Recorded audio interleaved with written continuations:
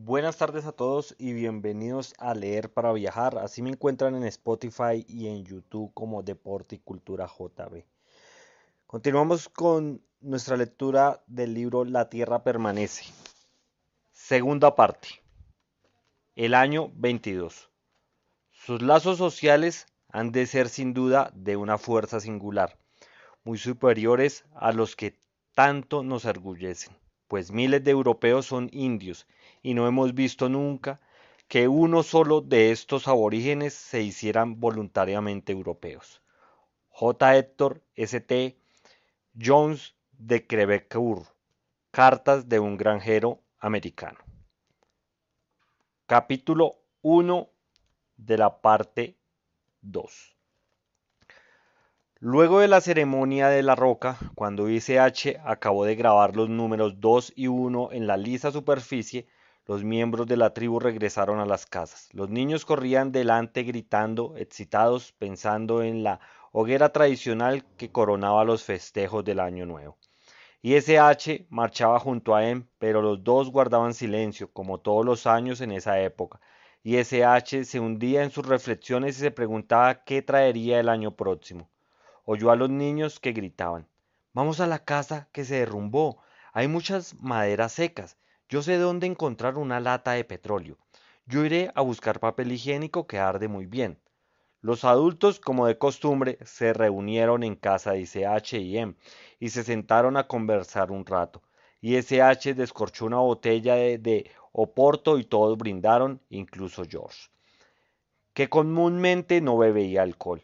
Como momentos antes en la roca, todos convinieron que el año 21 había sido un buen año y que el 22 se anunciaba bien. Sin embargo, en medio de la alegría general, ISH sintió renacer en su interior un vago descontento. ¿Por qué? Pensó, sobreexcitado, como si quisiese convencer a un adversario. ¿Por qué he de ser yo quien prevé o intenta prever lo que pasará en los próximos 5, 10, 20 años? En ese entonces, quizás yo ya no viva. Nuestros descendientes deberán solucionar sus propios problemas. Aunque no era así enteramente, todas las generaciones contribuyen a crear o resolver los problemas de las generaciones futuras. De todos modos, no podía dejar de preguntarse qué ocurriría que la tribu en los años próximos, luego del gran desastre, había imaginado que los sobrevivientes resucitarían poco a poco el mundo civilizado. Había soñado con el día en que se encendería otra vez las lámparas eléctricas, pero sus esperanzas se habían desvanecido y la pequeña comunidad vivía aún en los despojos del pasado. Paseó la mirada alrededor, como hacía a menudo, y examinó a sus compañeros. Ellos eran, podía decirse, los ladrillos que servirían para levantar una nueva civilización. Ezra, por ejemplo, ICH se sentía inundado por la simple alegría de la amistad cada vez que miraba aquel rostro delgado y encendido, de sonrisa tan agradable a pesar de los dientes cariados. Ezra tenía talento, sin duda, pero era el talento de vivir cordialmente con sus semejantes, y no la fuerza que crea las nuevas civilizaciones. No, no era Ezra.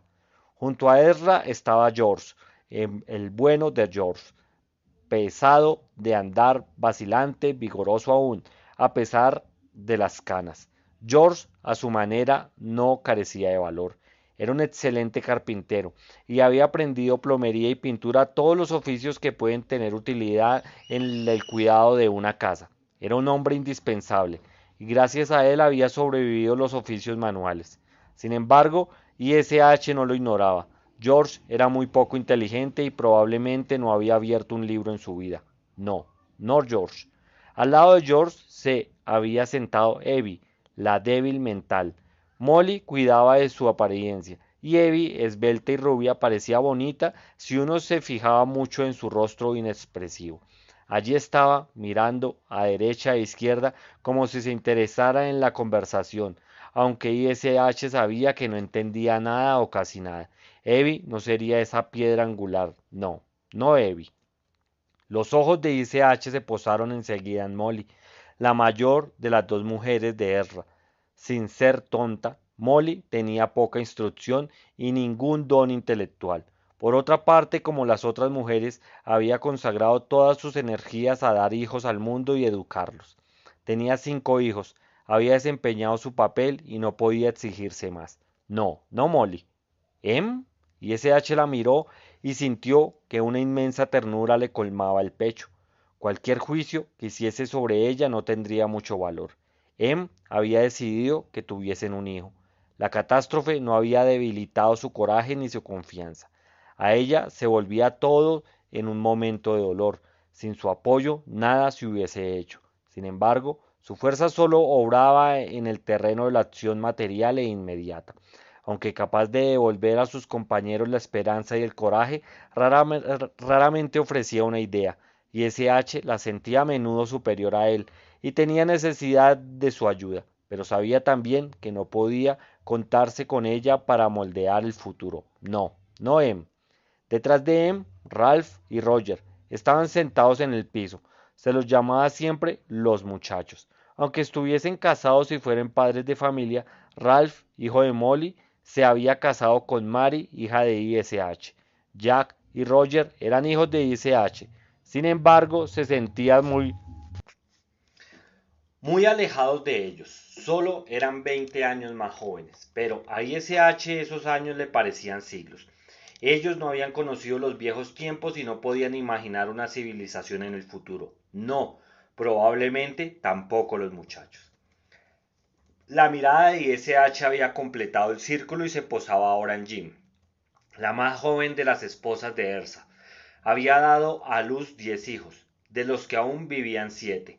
No le faltaba personalidad ni voluntad. Su negativa a asistir a los oficios religiosos era una prueba, pero no tenía ideas nuevas. No, no Jim. En cuanto a Maurini, la mujer de George, no se había tomado el trabajo de venir a la reunión.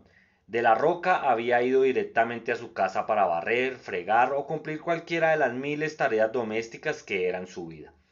Cualquier otro, pero no Maurini. Habían otros 3 mayores ausentes, Mary, Marta y la pequeña Jane, esposa de los 3 muchachos. Mary había sido siempre la menos expresiva de las hijas de ISH, y el paso de los años, las sucesivas maternidades parecían haber aumentado su apatía. Marta y Jane eran también madres y solo pensaban en sus hijos. No, ninguna de las 3. Presentes o ausentes, 12 adultos en total, y SH no podía creer que no hubiera más reservas humanas. Una media docena de niños se habían sentado con sus padres o corrían alrededor de la mesa. Habían preferido la reunión en casa de ISH a la hoguera, y aunque se aburriesen sentían el orgullo de imitar a los mayores. ISH los miró, pensativo. De cuando en cuando dejaba de atender a la conversación para empujarse a golpearse. Sin embargo, por despreocupados que pareciesen, no habían otra esperanza que ellos. Los mayores se contentarían probablemente con seguir los viejos hábitos y así hasta el día de la muerte, pero los niños tendrían que hacer un esfuerzo y adaptarse. ¿Brotaría de alguno de ellos la chispa inicial? De pronto, mientras aún miraba a los niños, ISH vio a uno que en vez de pelear con sus camaradas no perdía una palabra de la conversación. En sus grandes ojos brillaban la inteligencia y la curiosidad. Era Joy. Vivaz y alerta. La mirada de Joy no tardó en encontrar la de su padre y el rostro de él se iluminó con la radiante sonrisa de los nuevos años. ISH le guiñó disimuladamente un ojo. La sonrisa de Joy, que ya le llegaba a las orejas, se hizo aún más amplia, y como respuesta la acompañó un parpadeo. Luego ISH, para no intimidar al niño, desvió la mirada. George, Ersa y los muchachos proseguían una lenta discusión. ISH conocía ya el tema y no tenía ningún interés en intervenir. No debe de pensar más de 200 kilos, decía George. Quizá, replicó Jack, pero ya es bastante para traerla hasta aquí. Oh, no es tanto, añadió Jack, que gustaba de exhibir su fuerza. Y SH había oído muchas veces la misma discusión. George propinaba buscar una refrigeradora de gas y llevarla a San Lupo. Las reservas de gas envasado no saltaban y dispondrían de hielo. todo quedaría en palabras, y no porque el proyecto fuese irrealizable o presentara extraordinarias dificultades, pero nadie sentía la necesidad de un cambio. Y en aquel clima templado no había tanta necesidad de hielo. No obstante, sin saber exactamente por qué, ISH sintió que la vieja discusión lo molestaba. Miró otra vez a Joy, el niño era bajo para su edad. Su mirada vivaz interrogaba todos los rostros y advertía a ISH hasta adivinaba el pensamiento de que hablaba, particularmente cuando este era George, que tenía la palabra lenta. Aquel día era memorable para Joy. El año que acababa de terminar llevaba su nombre, el año en que Joy leyó. Ningún otro niño había recibido tal honor. Quizá lo haría demasiado orgulloso, pero la idea había nacido espontáneamente de los otros niños como homenaje a su inteligencia. La discusión continuaba tibiamente. George hablaba ahora. No reportaría muchas ventajas conectar las tuberías. Pero George, interrumpió la voz rápida de Ersa, que a pesar de los años conservaba aún algo de acento de Yorkshire. ¿No habrá perdido presión el gas después de tanto tiempo? Yo creo que su protesta se perdió en el ruido de una pelea entre dos niños. Weston, el hijo de Ezra, de 12 años, le pegaba a Betty, su hermanastra. Basta, Weston, ordenó Ersa. Basta, he dicho, o te calentaré los pantalones. La amenaza carecía de convicción e S.H. creía recordar que el pacífico Ezra jamás le había pegado a un niño. No obstante, la pelea terminó y Weston se contentó con lloriquear. Fue Betty quien empezó. ¿Y para qué necesitas hielo, George?, preguntó Ralph. Así terminaba siempre la discusión. Los muchachos, que nunca habían visto para qué servía tener hielo, no entendían tampoco por qué debían tomarse tanto trabajo en procurárselo. George había oído la misma pregunta muchas veces. Debería de tener preparada una respuesta, pero no era hombre que se apresurara. Se quedó un rato con la boca abierta, ordenando las palabras, e ISH miró otra vez a Joe. El niño miraba al titubeante George, Ersa y Jack, como queriendo leerles el pensamiento. Al fin sus ojos se encontraron otra vez con las de ISH. Padre e hijo intercambiaron un silencioso mensaje de camaradería y comprensión. Joy parecía decirse que él o su padre ya habrían encontrado la respuesta. Algo estalló entonces en la mente de ISH. No oyó las palabras que brotaban al fin lentamente de la boca de George. Joy pensó él, y el nombre pareció despertar 1000 ecos en su espíritu. Joy. Él es el indicado.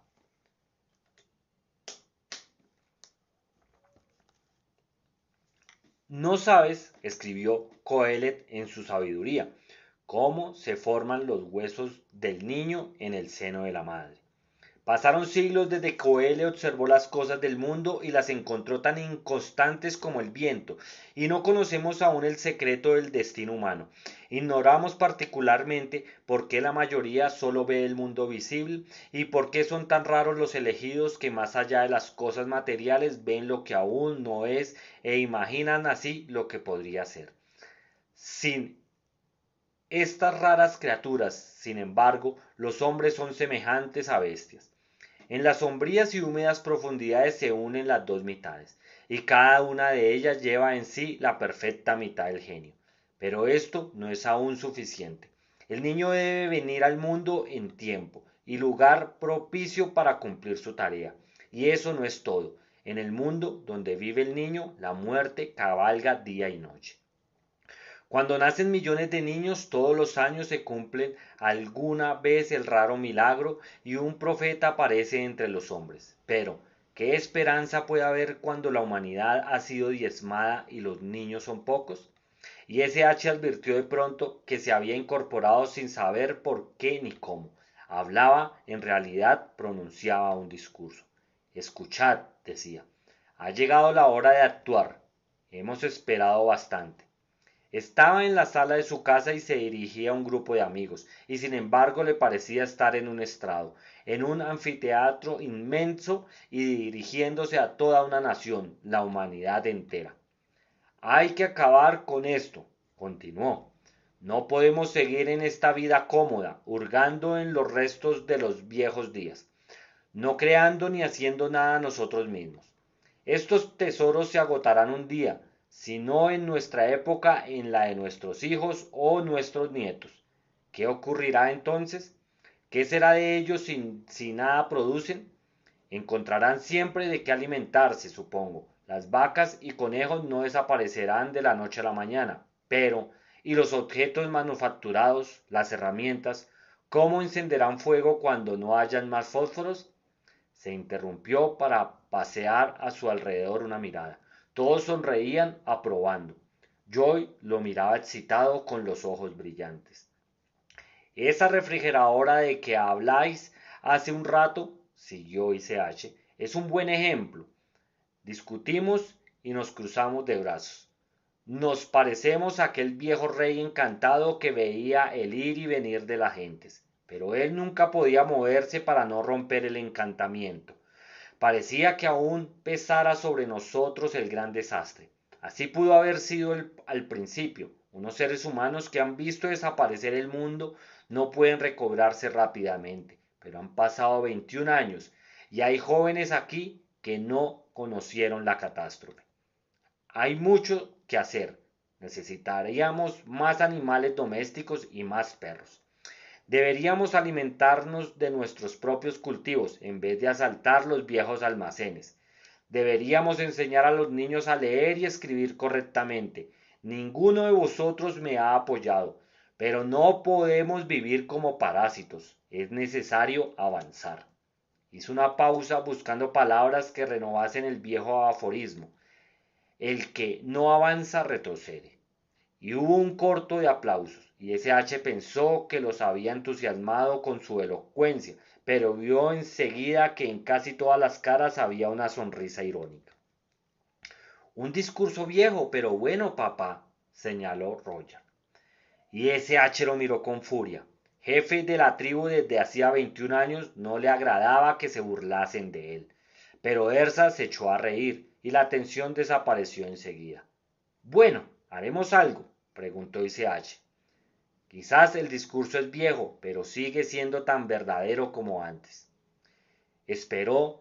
Jack, su hijo mayor, sentado en el piso, se incorporó pesadamente. Era ya más alto y más fuerte que su padre y tenía varios hijos.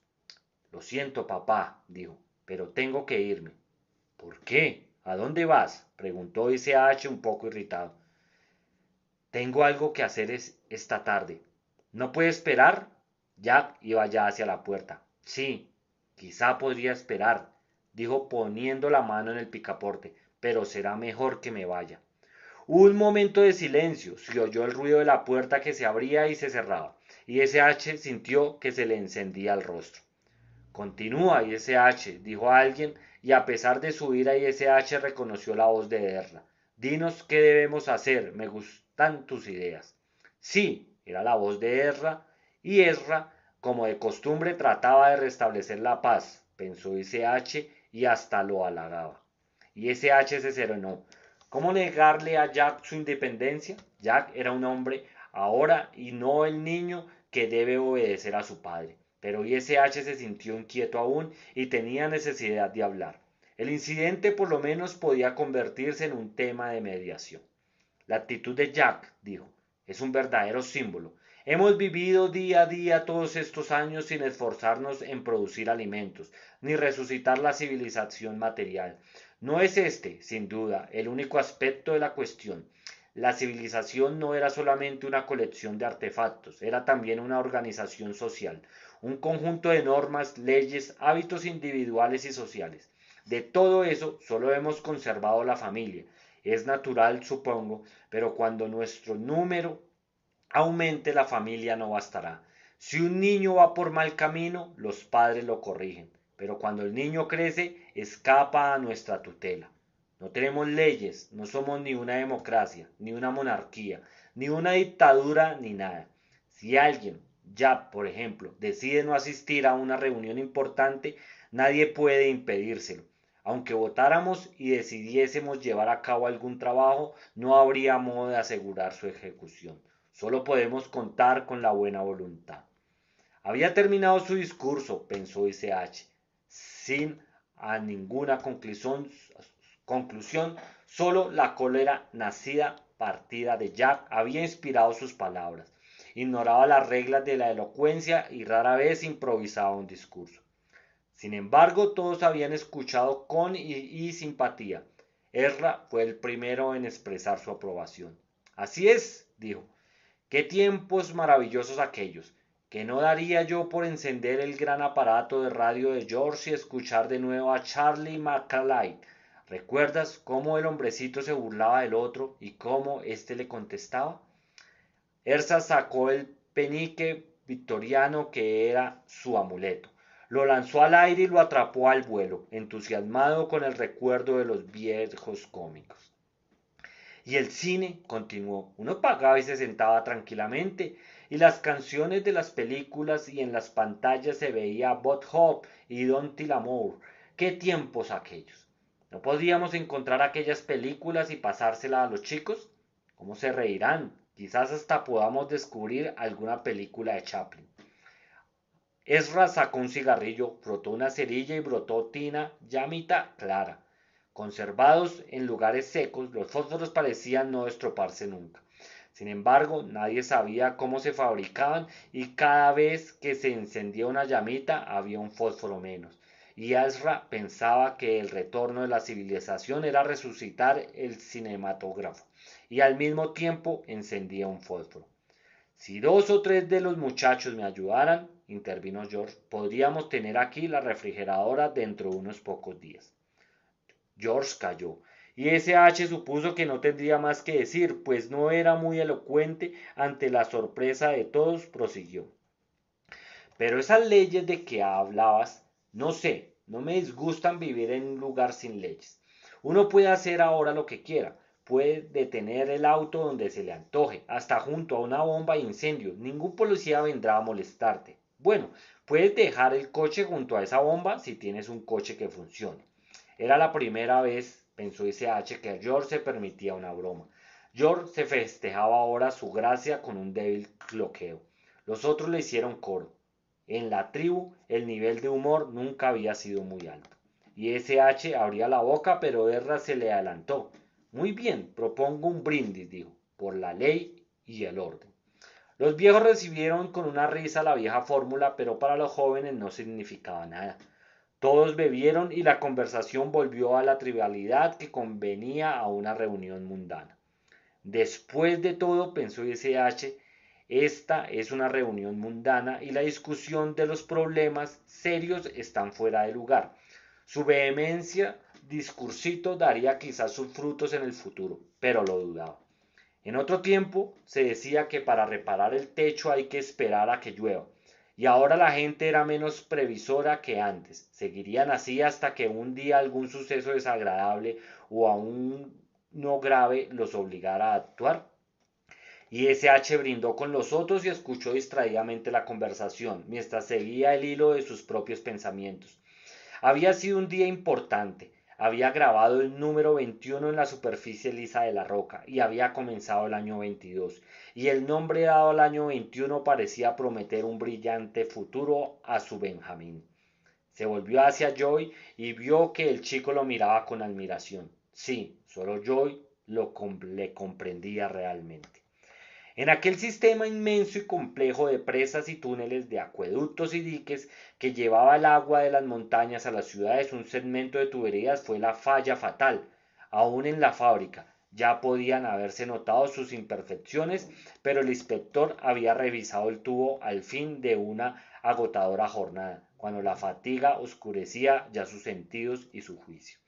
El daño no fue muy grande. Los obreros instalaron la tubería y ésta cumplió sus funciones. Poco antes del gran desastre, un capataz advirtió en aquella sección una pequeña pérdida. Soldaron el caño y no hubo más dificultades.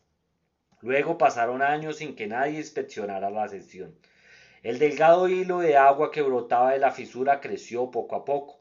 Aún en los veranos más secos, las hierbas crecieron junto al caño. Los pájaros y otros animalitos iban allí a beber. La herrumbre roía mientras tanto la superficie exterior. y en el interior actuaba la acción corrosiva del agua. Al fin se abrieron unos minúsculos orificios en la dura piel del acero. 5 años, 10 años, el agua brota de la tubería en una docena de finos chorros. Ahora el charco sirve de abrevadero a las bestias. 5 años más y nace un arroyo de la tierra, el único curso de agua en aquellas áridas regiones. La herrumbre ha agujereado el caño como una colmena. Debajo el suelo es desde hace mucho tiempo blando y fangoso, y los pies de los animales han abierto una pequeña zanja. Al fin la erosión concluye su tarea. El suelo donde se apoyaba el pilar de cemento que sostenía el acueducto es ahora un pantano. Un pilar se hunde y la cañería desgastada no soporta el peso del agua. Una larga grieta se abre en el acero y un torrente llena la zanja. El pilar desciende un poco más. La cañería se abre otra vez y el agua que escapa del acueducto corre ahora como un río. Y ese H acababa de acostarse aquella misma noche cuando se oyeron unos disparos de arma de fuego. Se incorporó de un salto, se oyó otra detonación y enseguida un estruendo de fusilería atronó la noche. La cama se estremeció suavemente. Se reía. La trampa de siempre, dijo ese H más tranquilo. Esta vez te asustaste realmente. He estado pensando demasiado en el futuro. Si tengo los nervios a flor de piel. Se oyó una descarga cerrada, como si se estuviera librando una lucha de guerrillas.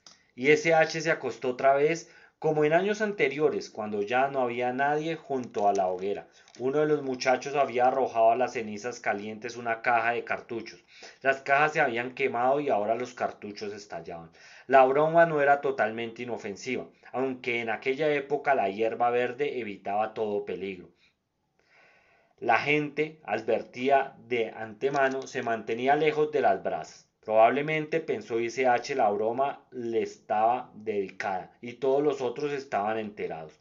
Y bien, había mordido el anzuelo. Se sintió irritado, pero por razones más serias. Bueno, le dijo a él, seguimos como siempre, cajas enteras de cartuchos desperdiciados y nadie sabe fabricarlos. Vivimos en una región infestada de pumas y toros salvajes, y solo las armas de fuego pueden protegernos. Y nos alimentamos de vacas, conejos y codornices que matamos a tiros. No respondió y H enojado pensó en las hogueras. Imaginó las maderas secadas de un aserradero y los rollos del papel higiénico. Las cajas de fósforo daban hermosas llamas azules. En otros tiempos, aquella hoguera hubiese costado $10,000. Hoy esos materiales eran aún más preciosos, pues no podían reemplazarse. No te atormentes, querido, susurró él. Es hora de dormir. Y ese H se acercó a ella y apoyó la cabeza en su pecho, y le pareció como otras veces que él le comunicaba fuerza y confianza. No me atormento demasiado, dijo. Quizás me divierta ver el futuro muy negro e imaginar que vivimos peligrosamente. Cayó un momento, él no replicó e ese H pensó en voz alta. ¿Recuerdas? Yo decía lo mismo hace mucho tiempo. Debemos crear y no vivir del pillaje. No nos conviene, incluso psicológicamente. Lo decía antes de que naciese ya. Sí, recuerdo, lo repetiste bastantes veces. Sin embargo, es mucho más fácil abrir latas de conserva mientras hayan latas en almacenes y tiendas. Pero cualquier día se agotarán las reservas. ¿Qué harán entonces las gentes? Las gentes resolverán entonces ellas mismas el problema, querido. Te lo ruego, no te atormentes tanto. Sería distinto si hubiera aquí otros hombres como tú, hombres que prevén siempre el futuro. Pero todos somos gente común. Ezra, George, yo, Darwin, me parece. Dijo que descendíamos del chimpancé o del orangután, y creo que los chimpancés no piensan mucho en el porvenir. Si descendiéramos de abejas o hormigas seríamos más previsorios. Y si nuestros antepasados fueran las ardillas, almacenaríamos nueces para el invierno. Quizá, pero en los viejos tiempos todos pensaban en el futuro, piensan en la civilización que llegaron a edificar. Y disfrutaban con Dottie, no sé cuántos, y Charlie McCarthy, como dice Erra. En cambio de tema. Y ese pillaje, como lo llaman, ¿por qué te atormenta tanto? ¿Eran tan diferentes antes? Si necesitas cobre, entras en una ferretería y te lo llevas. En los viejos tiempos sacaban el cobre de las montañas, minerales de cobre, es cierto, pero era lo mismo un pillaje. En cuanto a los alimentos, se explotaban las riquezas del suelo y se les transformaba en trigo. Nosotros obtenemos lo que necesitamos en los almacenes. No veo una gran diferencia. Este razonamiento desconcertó por un rato a ICH, pero enseguida volvió a la carga. No, no era así, dijo. Nuestros procesores creaban más que nosotros. El mundo estaba en continua actividad, producían lo que consumían. No estoy tan segura, replicó Anne. Recuerdo haber leído en los suplementos dominicales de los diarios que un día se acabaría el coque y el petróleo y que se agotaría el suelo y no tendríamos que comer. Una larga experiencia, le decía a ICH que M deseaba dormir. No replicó, pero no pudo conciliar el sueño y se puso a pensar. Recordó las horas que habían seguido el gran desastre, cuando imaginaba cómo resucitar la civilización, y sus reflexiones filosóficas sobre la transformación del mundo. Unas veces el hombre luchaba tenazmente contra el medio, otras el medio cambiaba al hombre. Solo una inteligencia muy poderosa podía imponerse al mundo. Recordó entonces al pequeño Joy, el niño precoz de clara mirada, el único que parecía comprenderlo enteramente. Imaginó a Joy adolescente, a quien podía hablarle sin reticencia, y hasta preparó su discurso. Tú y yo, Joy, le diría, somos de la misma rama. Ezra, George y todos los demás son buena gente, gente simple y normal. La humanidad necesita muchos como ellos, pero les falta la chispa que enciende el fuego. Nosotros somos esa chispa. Y de Joy, la cima, y SH pasó revista rápidamente a los otros hasta llegar a Evie, lo más bajo. No se había equivocado al conservar a Evie con ellos. Había un remedio para esos casos, recordó, la eutanasia, la muerte misericordiosa, como decían antes, pero en aquel grupito, ¿quién podía arrogarse al derecho de suprimir a un ser como Evie, aunque ella no conociese la felicidad ni hiciera feliz a nadie? La responsabilidad de esta decisión solo podía recaer sobre un jefe supremo. La simple autoridad de un padre americano, la opinión de un grupo de amigos no bastaba. El problema se resolvería más tarde, no con la relación en EVI quizás, pero necesaria una organización y se actuaría enérgicamente. Vio con tanta claridad aquel mundo futuro, que se agitó bruscamente como si ya ordenase hacer frente a alguna eventualidad. Él no se había dormido aún, o el movimiento de ICH la había despertado. ¿Qué te pasa, querido?, preguntó. Da saltos como un cachorro que sueña con un león. Algún día cambiarán las cosas, dijo ICH, como si él hubiera seguido sus pensamientos. Sí, ya lo sé, dijo ella. Habrá que hacer algo. Organizarse, creo que es la palabra. Prevenirse para el futuro. ¿Adivinas el pensamiento? Bueno, querido, lo has dicho tantas veces, es como una idea fija. Siempre que llega un nuevo año, George habla de la refrigeradora y tú hablas de los cambios y los peligros. Y nada ha cambiado aún. Sí, pero ocurrirá algún día. Es inevitable. Verás cómo tengo razón. Tienes razón, querido. Sigue atormentándote. No puedes vivir sin preocupaciones. Y estas preocupaciones, me parece, no te harán daño. No dijo nada más, abrazó a ICH y lo apretó contra su cuerpo, y ICH se tranquilizó y se durmió. De la cañería rota sigue manando agua, que forma un río.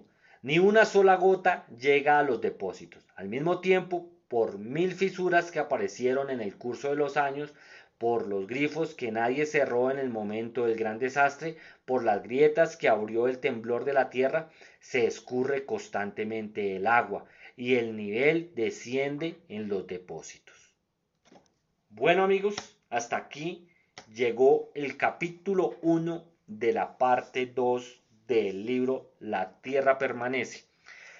Recuerden darle me gusta a los audios, a los videos que aparecen en YouTube, a los audios en Spotify. Eh, Repito, en Spotify me encuentran como Leer para Viajar y en YouTube como Deporte y Cultura JB. Mi nombre es Jason Beltrán y les agradezco que compartan los audios, que me comenten para saber cómo les está pareciendo el libro, qué otro libro quieren que desean, que lea.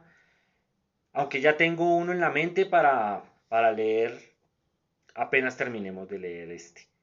Pero me gustaría saber sus opiniones y por favor compartir y darle me gusta a los audios. Gracias y hasta la próxima.